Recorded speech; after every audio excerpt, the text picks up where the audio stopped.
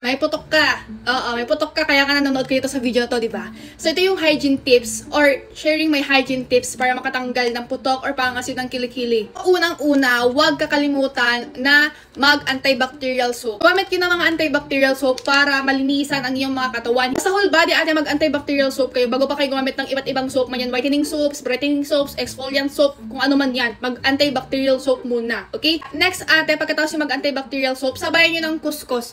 Opo, magkuskus kayo ha para matanggal-tanggal naman yung mga dead skin na nakakakos ng pagngangamoy. Oo, pagkakaroon ng putok. Oo. Yung dumi-dumi sa katawan natin, nagkakos yan ng pangangasim ng katawan natin. Kaya pag hindi natanggal yung mga yan, nagkakaroon tayo ng body odor. Opo. And then, magpunas ng mabuti. Huwag hayaan na basang-basa yung katawan natin. Opo. And then next, ate, gumamit kayo ng antiperspirant na deodorant. Kapag alam niyo naman natin na may putok kayo or malakas yung putok nyo, huwag na kayong gumamit ng deodorant na malakas din yung amoy. Oo, malakas yung scent. Opo.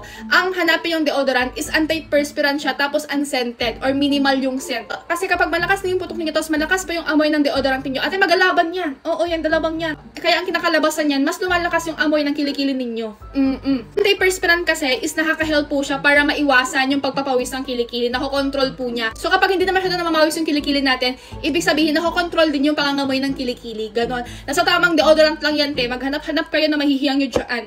Ate, additional to, pwede kayong gumamit ng glycolic acid or di kaya betadine skin cleanser. Itong betadine skin cleanser naman is nakaka-help po siya to kill the body odor. Oo, ginagamit naman to, ate, kapag maliligo ha. Next naman, itong glycolic acid. Ayan. Pili lang kayo sa dalawang to kung anong gusto nyo, kung ano mahihiyang nyo, glycolic acid or betadine skin cleanser. Itong glycolic acid naman, pagkatapos nyo maligo, opo, natuyo na yung kilikili ninyo.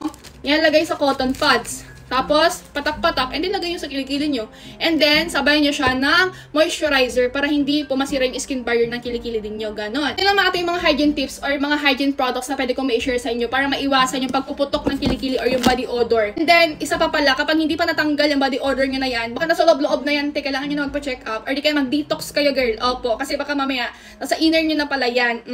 Sa kinakain, ganon din, ha? Sana makatulong to mga products na to, mga ate, sa inyo. Sige lang, bye!